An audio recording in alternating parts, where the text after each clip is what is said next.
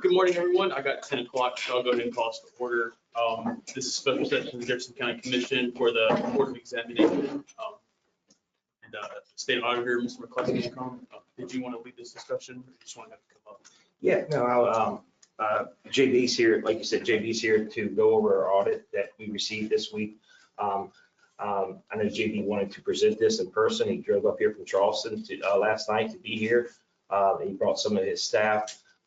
So I thank you all for coming. And if you all want to come up front and take a seat, if you need a third chair, we can bring a third chair up as well. We have some copies of the report if anybody wants one. And if we have everybody that's in the report up here, more than anything, what I'd like to do is answer questions. Sure, absolutely. This is more about you guys interacting with me than me talking. Absolutely. We'll have Ms. Shadle, our clerk, and Mr.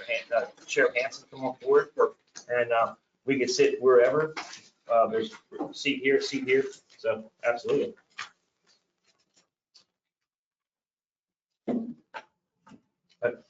Tom, you want to come up? Jackie? Good morning, Commissioner. How are you? Good morning. Sorry I can't be there in person. I know you make the drive. Say you look more comfortable than us.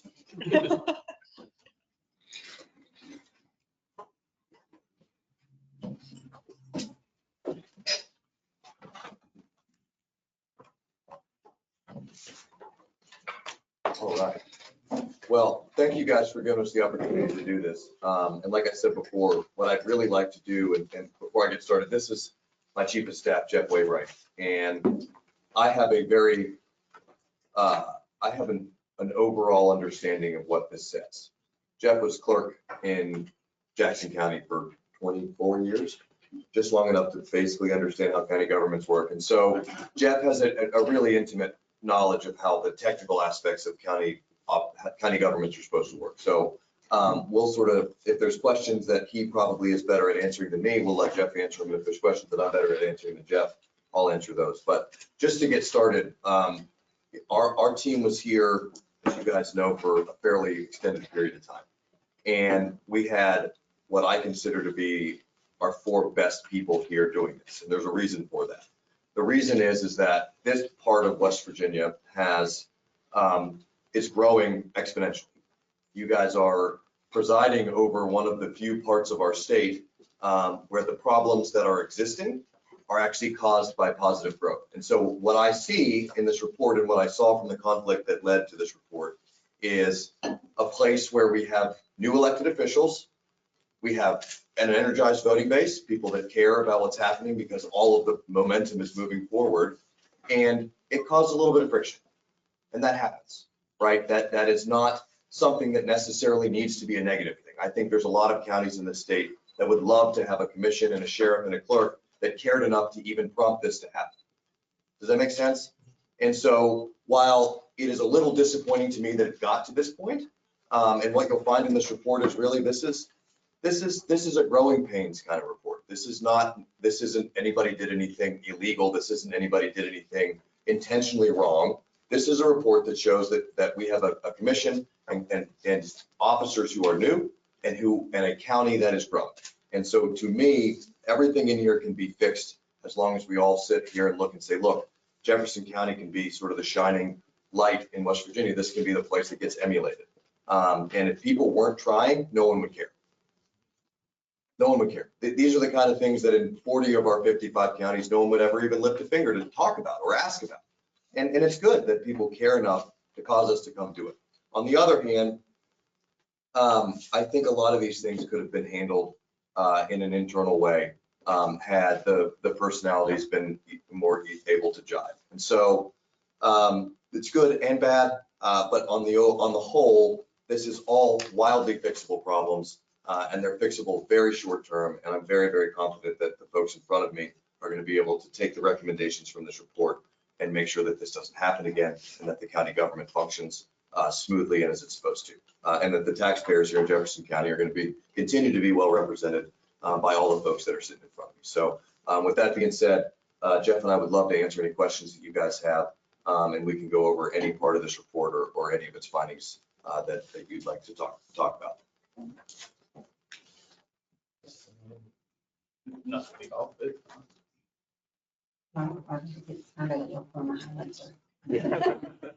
I'd like to talk about the control of the elected officials' budgets. Okay, I know, and I've spoken to the several members of the county commission, that once the county commission gives me the budget, or gives any elected official budget, that's it. They're, as long as the elected official doesn't expend money past their line item of that budget, that they can't oversee or regulate what I buy or how I spend my money. It's as long as I buy a car from a bid dealership in the county or in the state, and it's this certain amount of money, that they can't tell me, no, you can't buy that car.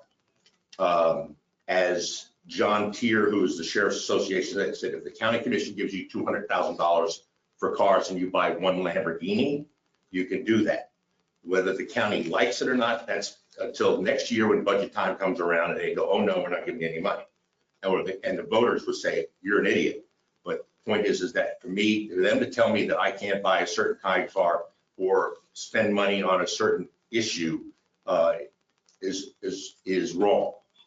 you were describing the separation of powers appropriately. Yes. And it's very similar to the state, right? So my role as the auditor is I have to process all of the purchases that every other agency makes, right? So the treasurer's office, the secretary of state, the legislature, the Supreme Court, whatever it is, I can't tell them, as long as what they're buying is legal, right, I can't tell them what they can and can't buy. I can tell them how to buy, right?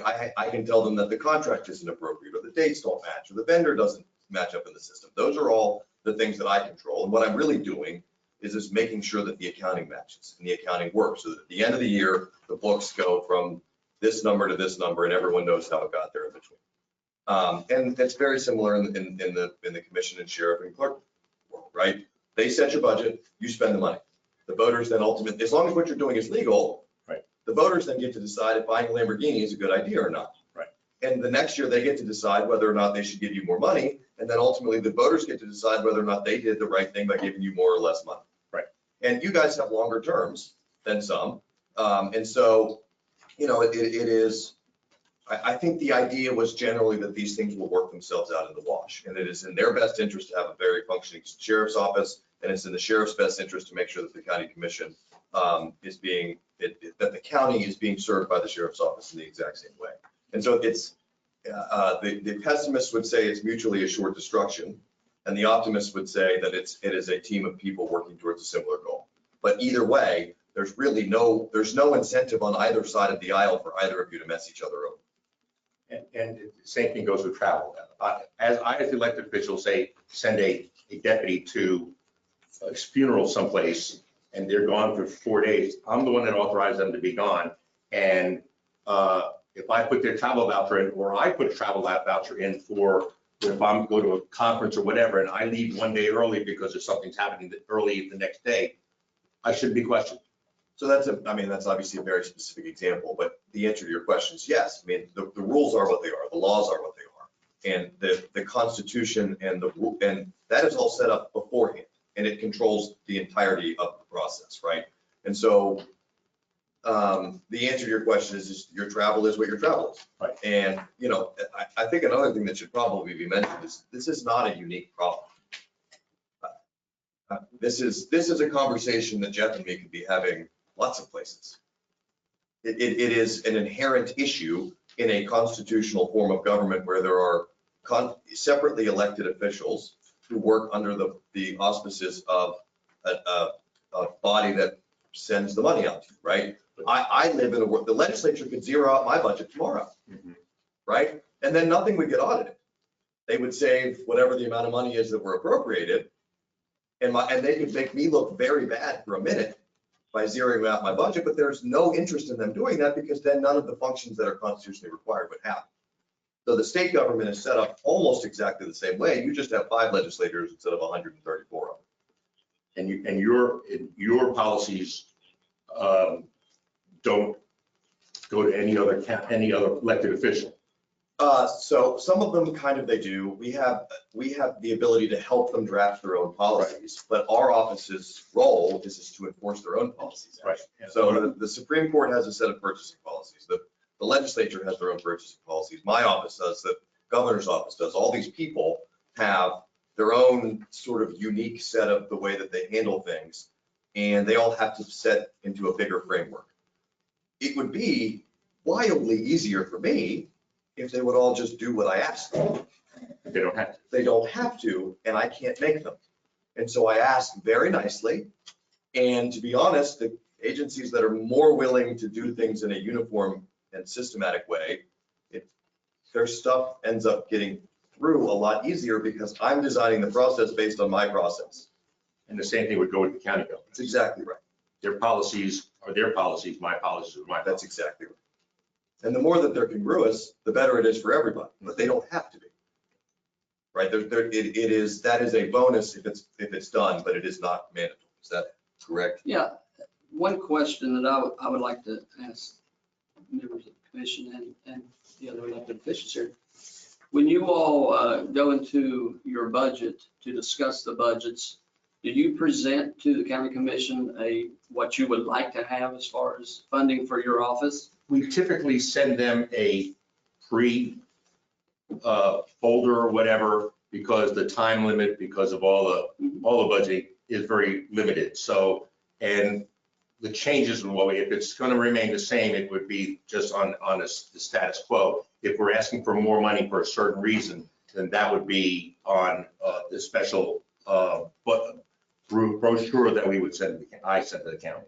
Okay, and then do you all meet individually with the elected official to discuss their requests and We do. what you're going to do and what you can't do? Or, okay, on capital expenditures, since we were talking about cars, is that discussed during your all's budgetary meetings as far as his office? the sheriff's office? I tell them I would like 6 cars, right? And that's pretty much it. And they decide how many cars they're going to give me, how many cruisers they're going to give me. But then after that here, I have to go back to them and say, okay, now I want to buy my cars. Can I have my money? So there is no budgeted amount that is transferred from the county commission, the keeper of the cash, so to speak. They hold the purse. Yes. So there's nothing transferred over into your No. budget so that you can just go and No. purchase at state bid or No. or out of Texas if you can get a better deal. No.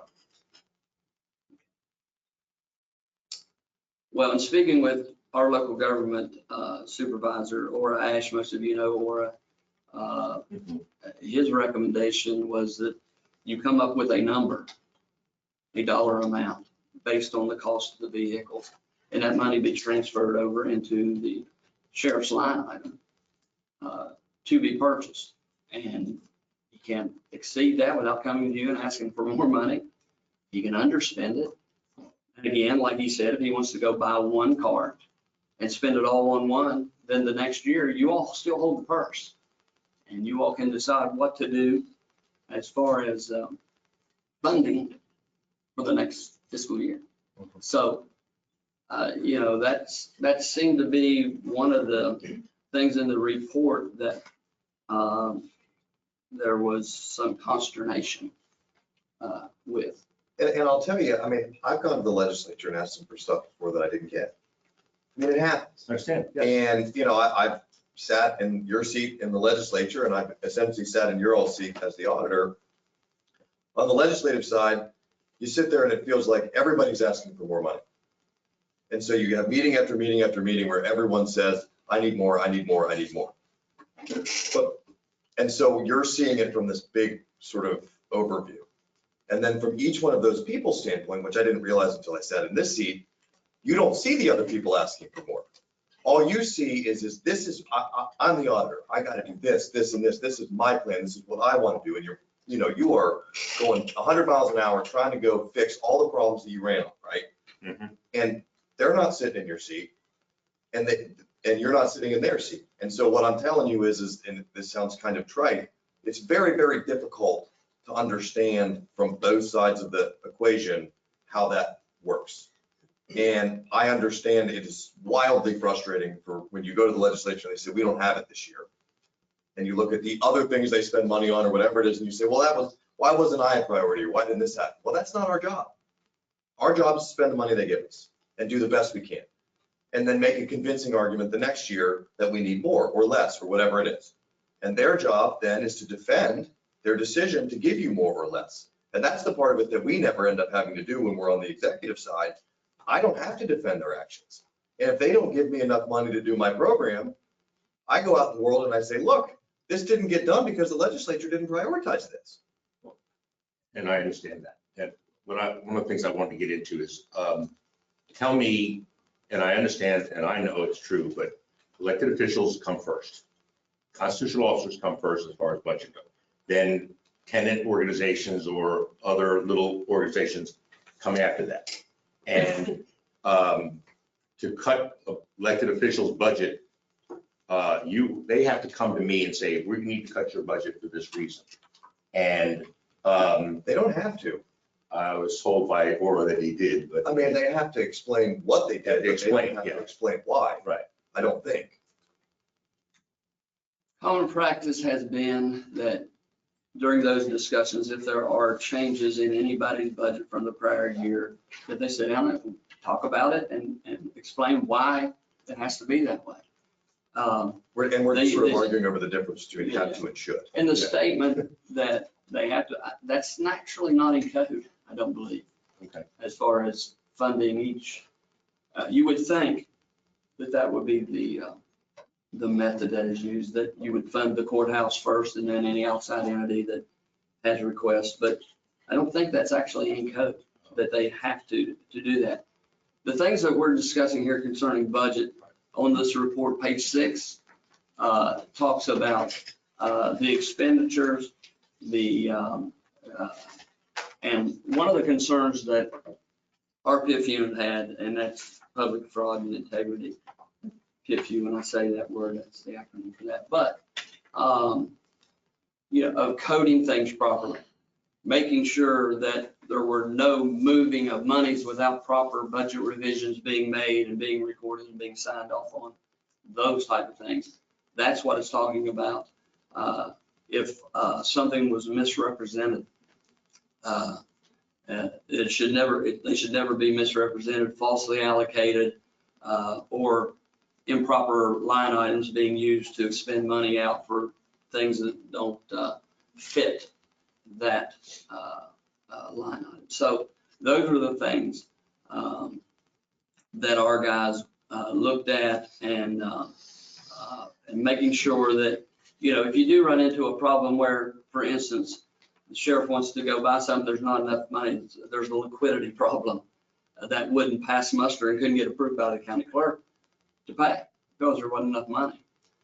That those things are done properly, going back through and requesting, and the money's being put in the right budget line item and so forth. So Well, that's one of the things. And this is one of the reasons why all this transparency stuff is so important, right? It actually protects you more than it does anything else. And so it used to be that all of this stuff happened completely in the dark. And if you were the sheriff or the clerk or the assessor, whatever it was, and the commission said, well, I'm going to, cut your budget this far, nobody would ever really know. Right. And the fact that all of this stuff happens in the open, I think makes sure that everyone's working on the same team, because like I said, you can't be an effective commission if your law enforcement agency is ineffective.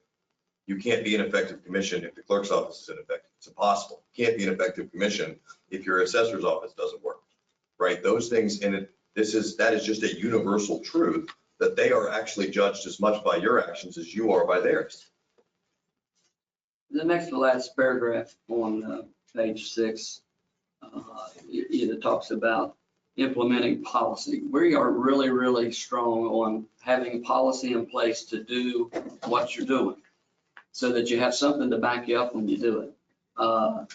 They should, each elected office should have implemented, if they don't, they need to implement capital acquisition policy.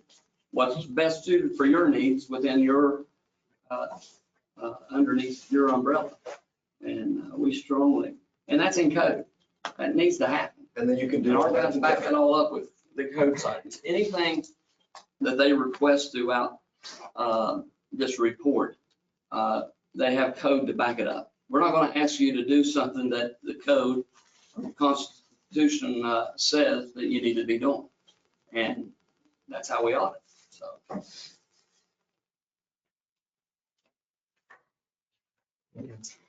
I have a question on page 4, in the first paragraph. It says that you didn't find evidence of substantial to claim that the county clerk's ability to complete their responsibilities and duties per the Constitution and code was impeded. You didn't find evidence. However, and then you go on to page 5 and say that the county clerk has the statutory authority to access or request all support documentation to assist with the performance of my duties in the Tyler system. But I was impeded. I didn't have access. If I wasn't allowed access, I was impeded. Well, I think what they're saying here is there were things in place that did not impede you from completing the tasks that you have underneath the Constitution or state code. Those things were in place. The things that you are required to do, such as payroll, such as paying of the bills, such as, that's there. Now, you get into the other side of it as what were you not allowed to do? And what did you do about that? How did you handle that? Many county clerks throughout the years, and as the auditor said, I was there 24 years, gave up their constitutional duties to the county commission and employees of the county commission, either by order, either by not saying nothing, anything about it. And for instance, as simple as taking minutes. There are some county clerks throughout the state of West Virginia that have signed over those duties to the administrative assistant of the county clerk, or of the county commission, excuse me, because they are not available for every meeting, nor do they have staff that could come up and do that. So, but they signed that over. It just wasn't taken from them. See what I'm saying? There's a difference there. So I think what the report is saying is the things that are lined out as duties of the county clerk should be doing unless they sign those duties over to someone else.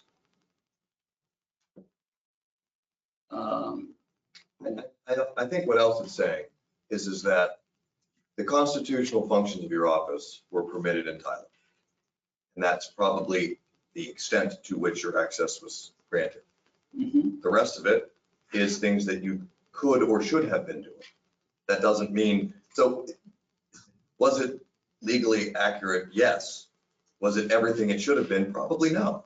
And that's two very, very different analyses. And that is exactly what I'm talking about here is that this is something that could easily have been dealt with in a different way than us sitting here talking about it. Right? This was, and it's a shame that it ended up this way, but your duties are what you think they are. Your duties are what they think they are. And at some point you have to figure out what that is. And at some other point, the legislature is probably going to need to figure out a way to codify what the clerk's role is. We've been mentioning this to them for actually years, because this is a 55 county problem. Yeah. Is the total duties of the county clerks are different in every town. Is that, at this point, it's correct? Page 4 lists the duties. Page 5 at the top, it says it did appear that certain roles and responsibilities of the county clerk were transferred to other commission departments and employees. How those got transferred, we don't know. We couldn't find minutes where there was an order given or a letter written by the clerk or any documentation that would transfer those duties. And they shouldn't have been. We don't know what happened prior to Jackie becoming county clerk. We don't know if Jennifer had agreements with the I doubt it. but we don't know. We don't have any paper to go back to, any county commission minutes, anything that those duties were transferred. And on down into the body of page 5, it basically says what should have been done. when those things were recognized, Jackie, as the county clerk, should have went, if she did or didn't, I don't know, and requested that those be put back into her office. It is her constitutional duty to do those things. And the code specifically spells out what she's supposed to be doing. Yeah, but again, these type things are happening all over the state of West Virginia, as the auditor has mentioned. Different situations in different counties.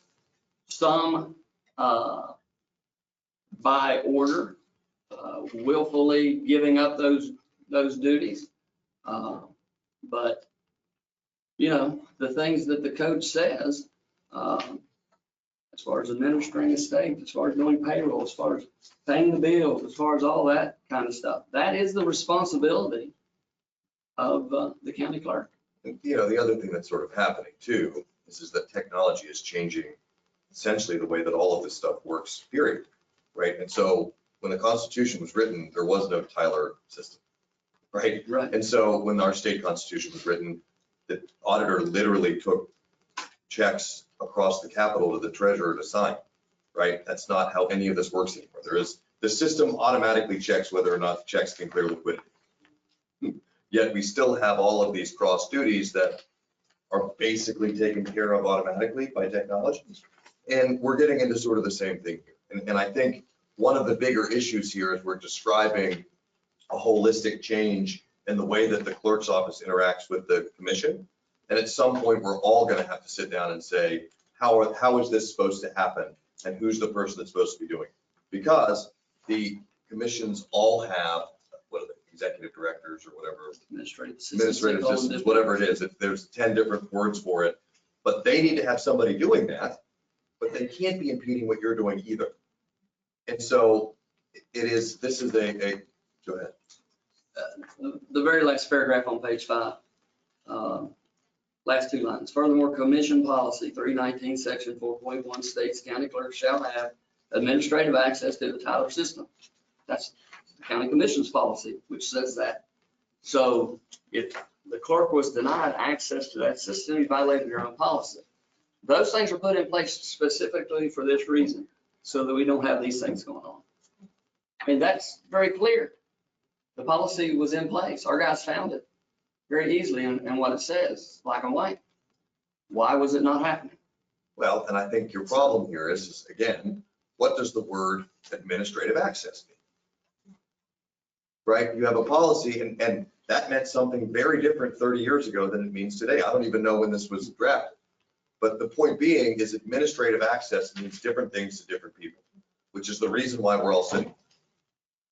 Go ahead, I'm sorry. I was going to say to that point, and to continue on with that paragraph on that policy, it appears to define such authority as being system-wide and does not limit this authorization to a specific Correct, and model. that is in the word appears. System-wide. And again, the word appears is there, Right. which means that's our interpretation of what that means. And I am not trying to step in the shoes of our auditors, because at the end of the day, this only works if the people that come in here and do this report are completely without any understanding of the political ramifications of any of this. And the guys that came here aren't. They don't, that's just how they are. But to them, it appears that you are supposed to have system-wide access. And that would be the way that I would interpret it as well. And if that was impeded, then that needs to be fixed. But once again, that's one of those things that when this is all working beautifully, it happens over a cup of coffee. Yeah, we didn't need to come up here and spend 5 days of a report to find that And again, policy the that's fact already in that place. everyone cares enough to do this is good, but it is bad that it took us to get it to go. Right? And I think that it's going to take, a little bit of work from the county commission to understand that, maybe some of the things that we're doing are impeding some of the constitutional duties of our constitutional officers. And on their end, I think you guys need to understand that there is a level of authority that they have that, while it may be frustrating, is what their job is. And so it is a system that's set up almost to create this conflict for a very, very good reason. It's really odd that, this is a little off topic, but we are responsible for training county commissioners, sheriffs, and county clerks. And that's basically how this thing caught our attention. And So, we don't do them together, no, right? I mean, even our training system is almost designed to create conflict.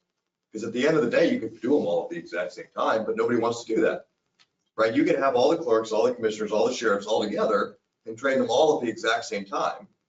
But, you know, it is all individualized, and that's fine. Which is the adversarial. well, It's adversarial for a reason, and the reason is if they're doing something super wrong, you have to be there to stop them. And if they're spending money they shouldn't, you're supposed to be there to stop them. But on the other side of the equation, we're all here to support the taxpayers of Jefferson County, right? And so the conflict is designed to support taxpayers, not just specifically to create conflict. And I think that is really the end rub of all of this, is that we are trying to get to the correct answer through the conflict that's created by the system. And the conflict needs to be appreciated and almost admired, I guess. When we implement, obviously this 319 was implemented a while ago. And if there is a system-wide access that's needed, what's the process that we need to go through to do that? Is that something that we set up on our meetings? You're And talking about to make sure that she has the appropriate access? If I was sitting in your shoes and what I wanted was to make sure that she had the access that she wanted, I would first of all ask her, and I would then make sure that Tyler is setting up trainings with her and her staff to show them exactly how to use it and to make sure that she has the access that she needs. And if she doesn't, then the only people that really know how to manipulate that system is Tyler, the people that work for Tyler. These systems are really, really complicated. To the point where you have to be a super specialist to really, really understand the way that it works. And then just at the end of the week or however long it takes, if she's happy, she's happy. And if she's not, then make sure she's getting everything she needs. Because there is nothing that a good county clerk can do in that system that will impede you. There's a lot of things that a bad county clerk can do to mess things up, but that's why you have a sheriff. That's why you have an auditor's office, right? The rules are what they are, and if you break them, you get in trouble. But it's better to give people as much leeway as they can to do their job properly and then enforce the rules on the other side, as opposed to preemptively stopping them from breaking a rule that you think they might break. so should we re-update our 319 policy, or, it's. I think it's fine as it is. I think as long as it's interpreted in a broad way to make sure that Jackie has the access that she thinks she needs to do what she wants to do and needs to do, then I think the language is fine. The only reason I was going through that is unfortunately used to be a lawyer. And, you can take any sentence that's drafted that way, and you can find the 4 words that can completely change the way that it's construed, depending on how you define those 4 words. And that's just true in the code everywhere. It's impossible to draft code that isn't interpretable in different ways. And so, you just have to look at these things and say, what is Jackie supposed to be doing? Just take a deep breath and just say, from a broad perspective, what is her job? What's she supposed to be doing? How can I use this to make her more effective? Because her being effective makes you more effective. So in essence, if she says, I would like access to this, they shouldn't be saying no. We didn't find any specific evidence where they said no. What we found is that the system was set up to make it difficult for her to get what she wanted. And so to say that she was denied access to the word denied, again, it's a very difficult word to define, right? I don't think there was ever a specific meeting in a specific minute that said, you do not get access to this. That doesn't mean that you didn't have access to what you wanted. It just means that there was no specific time when that happened in a way that we could report. Okay. And that, again, it sounds sort of silly, but in these reports, that's the only way that we can report on. It's based on what's written down in the past minutes. So therefore, whatever access is granted needs to come before the commission. We grant the access to the You title. don't need to take it before the commission. No. Just go give it to her. Okay. Yeah. I don't think it would be the worst idea in the world, Shouldn't have an order. based on past history here, to have a meeting and say, we're gonna have a meeting, and one of the agenda items is giving the county clerk the access to the system to do what she wants. Then, when the next auditor comes in, and in 10 years, when this fight's happening again, they can go back and say, we saw the minutes from June 30th, 2022, where the commission said that the clerk was supposed to have access to this, and this. They set up the training, Tyler gave it to him, and this is what they have. Then the next report says, you're doing it wrong or you're doing it right. I mean, for her to do her job properly, she has to be able to operate the Tyler system, correct? To pay bills or what, I don't know what all's on Tyler. Sure. But yeah, so she would have to have, I mean, that's a given. I mean, that's, Well, shouldn't be a I request guess what because she's got to have that. That's in place Yeah. for her to perform the duties that she is constitutionally bound to. So, yeah, So should the finance director who does the budget be the system administrator to the Tyler system? Because that's basically what was going on. And I saw that as a risk. I didn't accuse anybody of doing any wrongdoing. I just said that is a possible risk. She has control of everything, who sees what, who doesn't see what, because she was setting up how she it didn't was know the set. system operator, the IT She person. she had the system operation access. And we're getting a little off, but That was what did she do? Did she move money? Did she do I- revisions? Did she pay bills? Did she do your job? Another concern I had is that even my own employees can move money from travel into training, and it wasn't set up on a workflow. That was how she set it up. In my opinion, it should be on a workflow so that the person that was in charge of that money would know that this money is being moved out of training into travel. You're right. And I think it states that in that those monies shouldn't be moved without them being properly And I can moved, tell you, properly accounted for. That's not on a workflow, and I think it's. It is in our office, I can, four different workflows. I can tell you the history of my department, and again, I retired from them, so the reason, I guess, is when I came in office, I'm going, wait a minute, this isn't the way it's supposed to be, is that if a deputy goes someplace for training, everything involving that training was put on the training budget, travel, whatever, this is all part of the training. If I go someplace for a meeting, that would be on travel. And she didn't like that. And then set up another line item for travel and training. And, you know, it's been like that for as long as I've known. And because of the individual we're talking about, didn't like it, she went, no, it's got to be a travel. No, we put it on the line item. We want it to go on. What did your policy say? Or did you even have a policy concerning that? It's been like that as far as I've known. There you Yeah. go. So in essence, that's the VR policy. We were, and so the answer to your first question is that a risk? Yes. It's very obviously a risk, but a risk is not a law broken. Right, and I never said And there was a law. I know, and I have to do essentially your job for the entire state government. And so I have to manage a level of risk with a bunch of agencies who are really bad at paying their bills. Really bad. And my name is on every single check that gets paid. Do you understand what I'm saying? And so when I started, it's actually interesting that we had a pretty similar set of growing pains actually when I first started. I've been the same person there for 40 years, whatever it was. And we were approving things. Our metric in our office for improvement was how fast we could approve payments, which is to me a very bizarre metric for auditing. Speed is probably the least important to me. And so we had to go back in, and what we found was there was a lot of docs that were getting pushed that were wrong, right? And so then there was this massive backlash from the administration and from the bureaucracy that was saying, why aren't you paying our bills? And well, because 40% of them were wrong. And that was because it had just been allowed to do that over and over and over and over again since forever. And the reason why it's good for there to be all new people elected to all new offices pretty frequently is if you don't, then the same thing keeps happening over and over again. It's new eyes on same problems is the only way that they keep up with the times.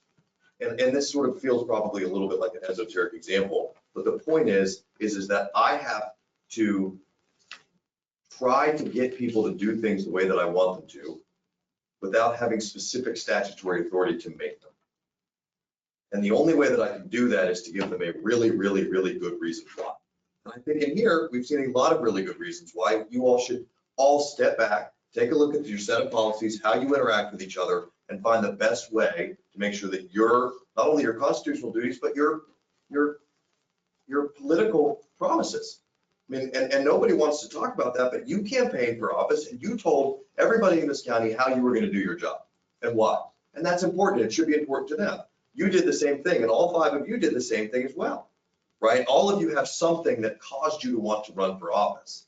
And it is incumbent on all of us to, as long as it's a legal purpose and it's good, to help each other do it.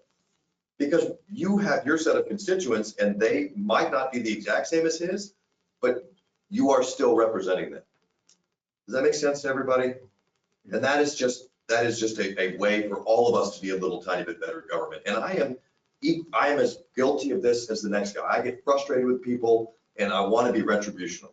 And I want to say, well, we're just not going to do this. We're not going to do that. And you have to realize that at the end of the day, it is not my job to tell highways how to build a road. It's my job is to tell highways how to pay their vendors. So if I submit a bill for something like an individual going to the academy and history, we buy everything for them to go to the academy, and then it gets in front of the finance aid director, whatever you want to call her, and she denies it because we're buying something that she doesn't think we should buy. That's not appropriate. They don't get to interject their personal feelings about how you spend your budget. But what you're spending is beyond what, and there's a lot of counties where that's the clerk. Yeah, I don't, in my prior life, we didn't have that step in there. We didn't have a finance director. The clerk was the finance director. Well, he's told me the finance director is her. Well, no, it depends on the county. I mean, they can hire whoever they want to oversee whatever they want overseen, as far as that goes. But as far as them having authority over you and your budget, that's a stretch. They can tell you how much you're allowed to spend. The law tells you what you're allowed to spend it on. I know. And then what the finance director, what the clerk is allowed to tell you is how you're supposed to format the payment of those to make sure that all of the accounting is appropriate and that the laws that could potentially be broken could be found based on what you're doing. And that the public has access to your information. All the documentation that is attached to that PO and that invoice to make sure that that was received before it was paid. Period. And that's the same way we do in our office. And therein lies the problems JB was talking about. Those things were being approved without that proper documentation being attached. In some cases. We don't submit anything without an invoice or without. Exactly. And, the idea that I submit a bill because we're supplying a deputy or future deputy with this equipment, and then I get back, no, we're not buying that. We're not paying for that. Well, just for point of reference, let me just give you so I'm not going to tell you what this is, but there's a place in West Virginia that is paying almost $200,000 a year for a high-ranking official through PayPal. Through PayPal? Mm-hmm. They don't have a contract. They don't have anything. And that agency then says to me, well, you're not allowed to tell me how I can pay my people, right? And so we said, well, you can't do that. It's not allowed. And so then they went back in and drafted up a contract and post-dated it. After the fact, yeah. And then sent it to me. And they said, well, here's your contract. Right? So am I supposed to tell this place, this entity, that they can't do what they want? Or should I process their bill? You tell me what I'm supposed to do. I mean, it's a quandary. Because what they're doing is pretty obviously not illegal, but it's very obviously stupid. And it's also incredibly obviously against the rules. And so what I'm telling you is this is just part of government.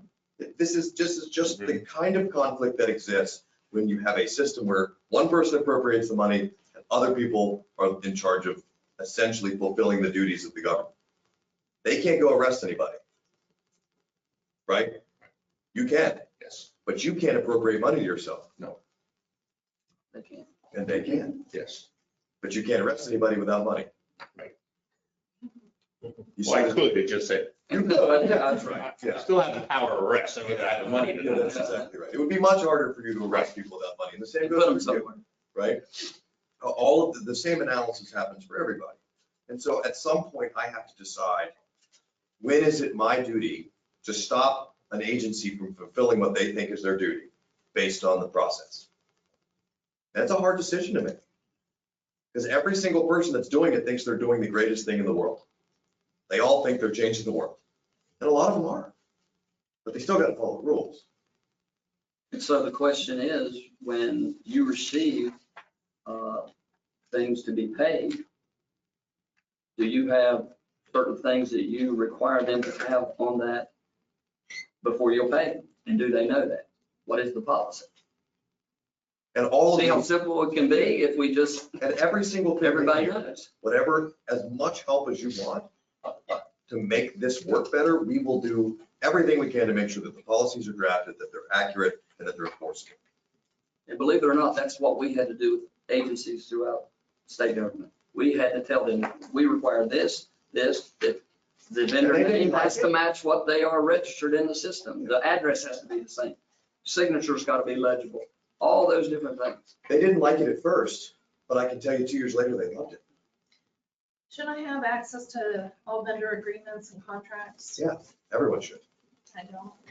Well, I mean, those are public. I mean, that's all foiable from the very beginning. So if that is, if that's something that is being kept from you, that's being kept from the public too, which shouldn't happen. If the commission spends money, the reason why it spent the money, the contract that the money's being spent based on is public record. Full stop. I do have two questions. Yes. One, you were talking about, obviously, in some smaller counties, the clerk takes care of all the budgetary items. And Some bigger ones do. Okay, That's not a size issue. okay, It's a setup issue. okay. And so we have obviously a finance director that we hired in Jefferson County. And it also says in the duties of the clerk, one of the duties is to oversee and monitor the county budget. Yep. Now, how do we hire a finance director, or have a policy for a finance director when that's partially a role that the county clerk operates in as well? So let me start and then you finish. And then- You're the boss. I don't know specifically why you did that. Okay. But my gut tells me that the county wanted somebody to give them independent information about the budget. Meaning that if for some reason the clerk and the county commission didn't get along, they want somebody who's managing the budget for them as they go into the budget and the appropriation process. Why does every agency have their own purchasing director in state government when we have a purchasing division? Why does every single agency have a personnel director when we have a personnel division, right? The state government does this all the time. We have hundreds, not thousands of people whose job it is to make sure that our agencies are complying with other agencies' rules. That's my guess, my gut tells me that at some point, some commission got into a big fight with the clerk over some budgetary issue. They said, well, we're gonna get our own finance director so we can get our own information.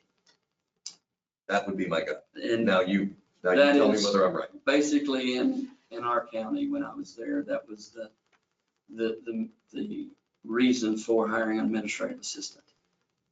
She did have access to the system, so that the commissioners, of course, aren't in session every day and if they called and wanted an update on a fund, or somebody made a request, do we have money to cover that? What would we take that out of? What fund? What's the balances? Those type informational. They could have got it from us anytime, but they have the authority to hire that individual and employ him. But it started because of a conflict years ago where they wanted information, and it took a little longer for them to get the information than they wanted. And, And of course, staffing issues. A lot of different things played into that. but we also now have a world where the system is so complicated that you guys can't use it. Right? I mean, that's one of the things we talked about all the time with the Good checkbook. question. Do you all have access to the system? I do to approve invoices, so in the workflows before they come before. Before they come for you? But I mean, I'm sure you had to spend a pretty significant time learning how to use it.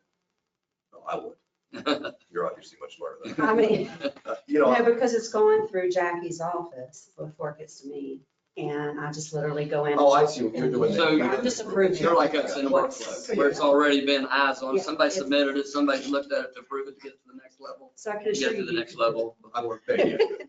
I don't want to get there. But we also went, at some point in the 70s and early 80s, from a ledger book to a DOS-based accounting system, right? And then every single commissioner in the entire state had no idea how to touch the DOS-based accounting system. And so then they felt like they were flying blind. And if the clerk and them didn't get along, it would be very, very difficult for anyone to pull the finance reports out of the system to do the budget in the first place.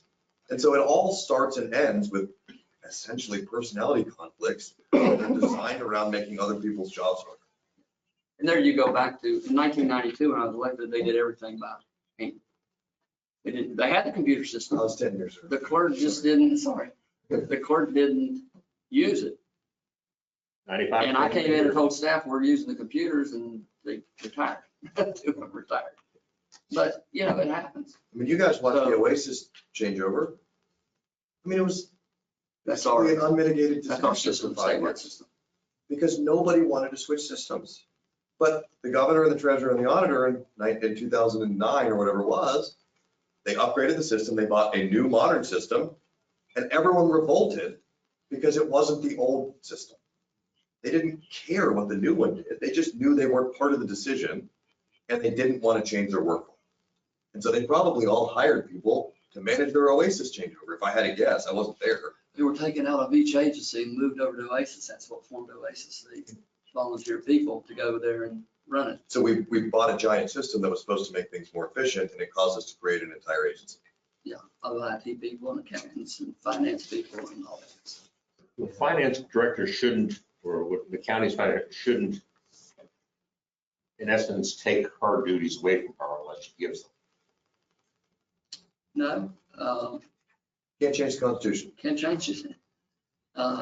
Now, there are certain You can, but things that She can't. the county clerk is responsible for, and if they deem that it is more effective and efficient to have that individual do that, they can do it, and it says so in this report, you know, properly do the order, properly bring it before the commission, properly put it in the minutes.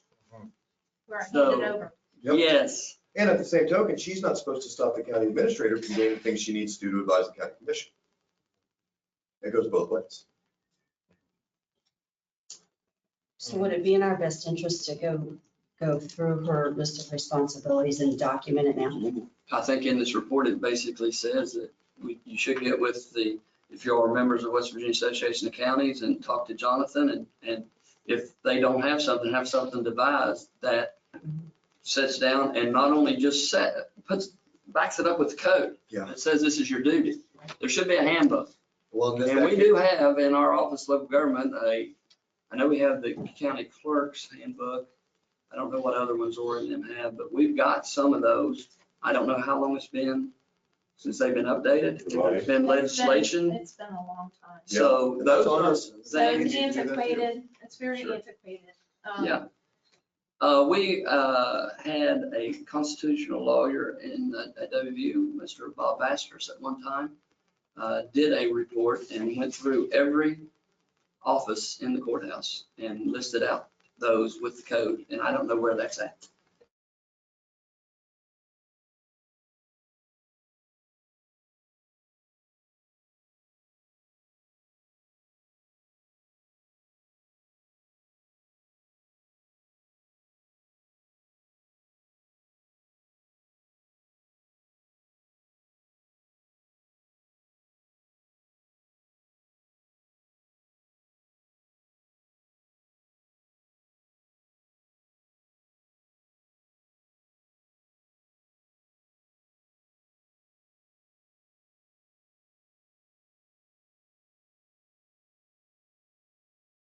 He's there in the other line item and I can move it to another. I should be stopped in doing that, should I? Well, You're getting into a very technical. yeah, question. and when you're dealing with salaries and things like that, have to be funded year in and year out, that's a sticky wicket. I understand. I can see equipment, I can see, if you need new computer systems, that kind of stuff. When you're taking funding that may not be there the next year, you may end up having to lay that guy off or gal or whatever. And there's a reason why the money's appropriated to you in different ways, right? And so in a perfect world, you just go to the commission and you say, hey, guys, I need to take a little bit out of Fund X, put it in Fund Y, because I got to do this. And they say, oh, that's great, no worries. We'll call the clerk, we'll have her transfer the money, you can do whatever you want. But we're not living in a perfect world for a while here. And so can you do it by yourself? Actually, probably not. I mean, the money's appropriated for a specific purpose. In that. Do I transfer money from accounts for agencies all the time? All the time. All the time. But that's because we have generated a world where everyone is working sort of towards the same, in the same way for the same reasons. And the legislature, I mean, how often do they have to go back in special session to reappropriate money to agencies? And agencies run out of money all the time. I mean, we have a 13th month for people to spend their extra money. And legislation is passed that creates additional duties, it takes additional people with no funding attached. All the time. So. And we fund positions that aren't filled. Unfunded mandates. And I know you all know. funded unmandates. I don't know, what's the opposite of unfunded mandate? Funded unmandated. Unfunded mandate. Yeah. There's 15,000 positions probably in state government that nobody's in, that are funded. I don't know if that's the number, it's probably not that many, but it's a lot. I mean, it's enough that it's a big chunk of change. Back to something we were talking about earlier about Tyler, we don't have our contracts or vendor forms in Tyler, but they are, just so you know, they are public, open. The public has access. Does Tyler does your system have the ability to do that? But the ability to do what? To hold the contracts themselves. So the way our system works is the contract gets loaded in Just pull them up. and every invoice gets pushed against the contract within the system. Meaning if you're paying vendor X, when the invoice comes in, the person who's paying it in our office, it would be one of our auditors, sees the invoice and then they look at the contract based on the same system. Yeah, our system, Tyler's system should be able to upload the contract. But you have to No, upload. I don't know if it's set up that way. We didn't, that was a module that was never purchased. Okay, so Yeah. we don't have that. That could be purchased, but it was never from the onslaught when they purchased Tyler. They never loaded that module, or they never purchased that What module. module is that? You're giving me anxiety just talking about unpurchased modules. 'Cause Right, yeah. There's always something else, right? Right, It's yeah. the turbocharge There's and the clear coat, the whole thing. There's many modules that you can purchase for Tyler that, they elected not to when they purchased Tyler. So Right. they continue To run specific reports or that type of stuff. Yeah. We always get into that. And I wasn't clear on the earlier question, so I'm gonna go back a little bit. I just want to make it very crystal clear why y'all are here today. Full access and administrative access. I know our clerk has access to do her constitutional duties now according to report. Full access means full access to see what other elected officials have in Tyler. So like personnel records and stuff. Where do we draw? Is it full? If it's full access, if you say she should have full access, she should have full access. When you say personnel, are you talking about the records that the clerk needs as to if they change their status as far as taxes, as far as if they add a benefit to take out additional life insurance, do that kind of stuff that she is responsible for the caretaking of. And the report says it doesn't appear. That doesn't mean that that's the only thing that we can say, because that's the only thing that's the only thing that we can accurately report. I think I can clarify a little bit about that. I think Jackie loads all the payroll information in Tyler and some of my stuff is in Tyler. But one of the things that's not loaded into Tyler yet, which I'm pretty new here. So looking into Tyler, looking into the personnel module, one of the things we're going to begin doing is scanning personnel records, performance evaluations and those types of things into Tyler. That's not in there yet. So that will be into that human, what we call human resources module into Tyler. So those things, that's my goal, is to get those things into Tyler, because they're paper form right now, I got to get them into some type of. We are constantly doing that in our office also, but that is personal information that is only certain people have access to. You got to be really careful with that stuff. But what I would tell you is whatever you're doing, make sure that she understands how and why and has say in what's going on. Absolutely. Because at the end of the day, she has just as much need for that in a different way than you. And that's what I was going to, like, other departments have HR records in Tyler. So should that be, I mean, I want to make sure that our clerk has the access that she needs to do her job and what's. So then in a couple of weeks, you'll need to sit down with her. Okay. And set out and, you know, this might be the last thing I say. I doubt Probably not. This has a real possibility of being an exercise that is really, really useful for a bunch of other people that aren't sitting. If you guys can take this opportunity and do the things that we ask and work with the Association of Counties and have these real conversations with your constitutional officers and start building out a set of policies that make sense for her and for him and for the assessor and for you guys, right? That's a conversation that everybody needs to have. You guys are just sort of having it first, and you're doing it a little more publicly than everybody else. But it's going to save me an enormous amount of time, is if this exercise becomes replicatable on paper for me to take it to X county that's having the exact same problem. Because everybody's one election away from this happening. Some of them it's happening now, right? But, you know, there's places where the 3 commissioners are supporting one clerk candidate, right? And if the other person wins, guess what's going to happen? This. It's just human nature. Even to the point of that John was just making over performance review being placed in there. If there's a merit increase or any type of impact on payroll salary, there needs to be something set up that would trigger her office to know, here's an impact on the budget. And then Who should be the system administrator? Should it be the person that's doing the budget, the finance director? Should they be controlling everything and have access to everything?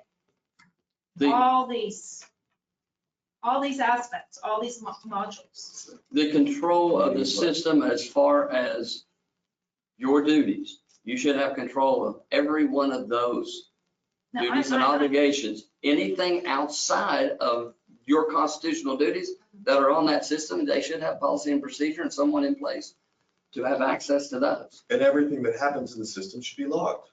Any person that logs in and does anything, you have to keep a record of that. Because it is, my personal opinion is that it is the best idea to hire a bunch of people that you trust, and give them all as much access as possible. And if they do something wrong, you put them in jail. But you cannot sit around and be totally paranoid about people that you've hired and are paying doing something illegal or improper within the system. That grinds everything to a halt. And then you're preempting people from doing what they think they need to do. And, you know, if it's illegal. Well, that's the way See, I don't know how think big of it, that I'm Tyler gonna is. be I don't doing know. Stuff improper. Yeah, I don't know how big it is and what all you're using it for. If you're using it for every office in the courthouse and all the things that they're responsible for doing, along with budget and finance and everything in between, I don't know that. Wouldn't this be easier if everyone had the same accounting system? So yeah, I mean, you brought up, I'm not that. and you brought up a good point, because we do in this county operate in different silos. For example, the tax collection, I think you guys are on the AS 400. With the ambulance fees on Tyler, some people are on different silos. And so, you know, it's difficult for silos to talk to one another. You can't data dump, you can't, you know, and I think that's one of the lifts that we have to look at, is getting things on. For example, we're moving, as according to the audit, we're moving ambulance fee collection over to the sheriff's office. That's triggered May 16th, we're there. But we're going to be operating out of 2 different systems. So at some point in time, we're going to have to get together on a single silo. And that has to be in line with the assessor's office too, because all that information it's gotta be deposited into one so we can manage it better. Mhm. But, so Tyler's the newest system, they asked for it, I think it's probably, that's been around for a long time. Tom. I was an AS400 guy when I came in and it took it crashing for us to change. And that's the bad. Yeah. My chief tax deputy is adamant about AS400. Yeah. And It's old technology, it's very old. Yeah. We had a jukebox with this in it backing up everything and that's all the safest. But it just, You know what that's like. highways still uses the old system. They basically never switched into Oasis. Right. And it's a giant pain in the rear end for us, but they say that the system that was purchased doesn't do what they want. What am I supposed to say? It's totally inefficient. It's very efficient for highways. Right? And at some point, It's not efficient for the vendors. it's not efficient for a lot of reasons, but highways told us that Oasis doesn't fulfill they can't do their federal highways reporting. We said, okay, well then how do we fix it for you? And they said, just don't worry about it. We're going to do our own thing. And there was a lot of agencies that did that. They got more money. And so I think what I'm saying is it's really, really easy to say no.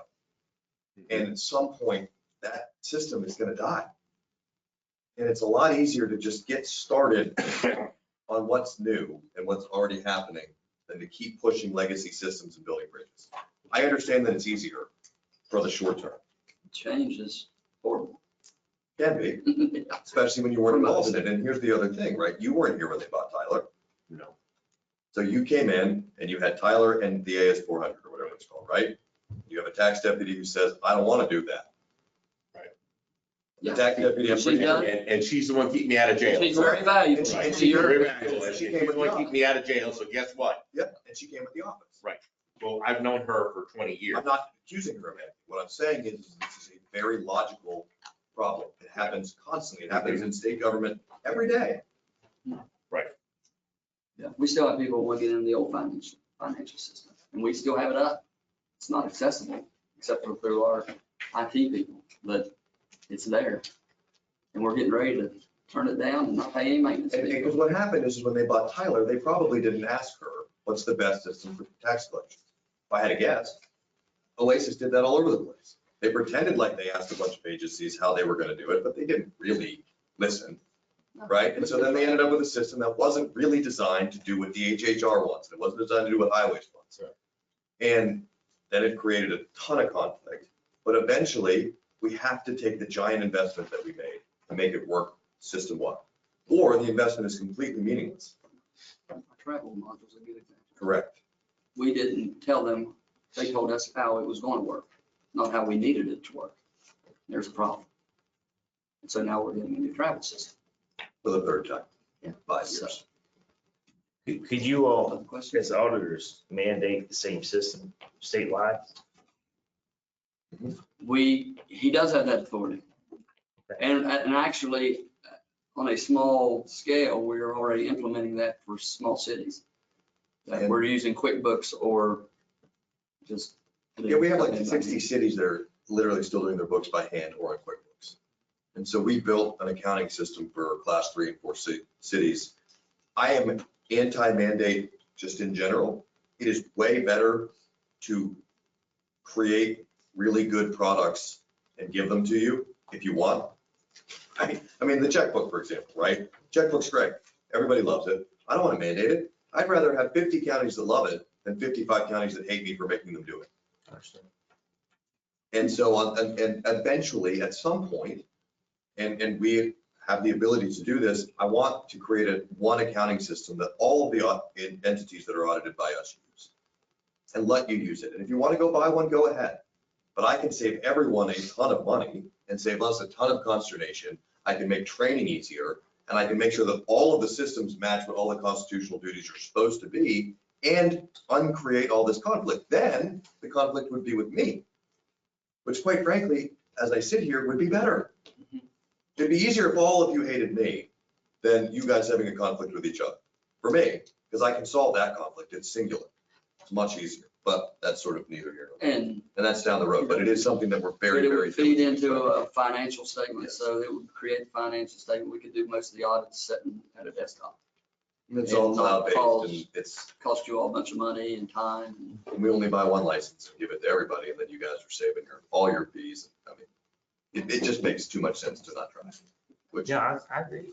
So it's in the works. It's not Okay, yeah, perfect. y'all take care of the licensing. I don't know what's our licensing cost a year? it's not nothing. I don't remember off the top of my head. Other questions? I don't have any questions, but I do want to just personally thank y'all for doing this and coming up here today. Certainly, we're going to take this report and look at it and follow it to the T and make any, I personally want to make any changes that we need to make to make our government work as effectively as we can. Last report, and he brought it up, and you've already made the move to transfer that fee, increased fees. That was a concern for our guys. Mhm. Just because of the lack of supervision over that and when things weren't getting paid, delinquent. And you all know all about that and you all are handling that, but I'm glad that you all have already moved on that because that was concern.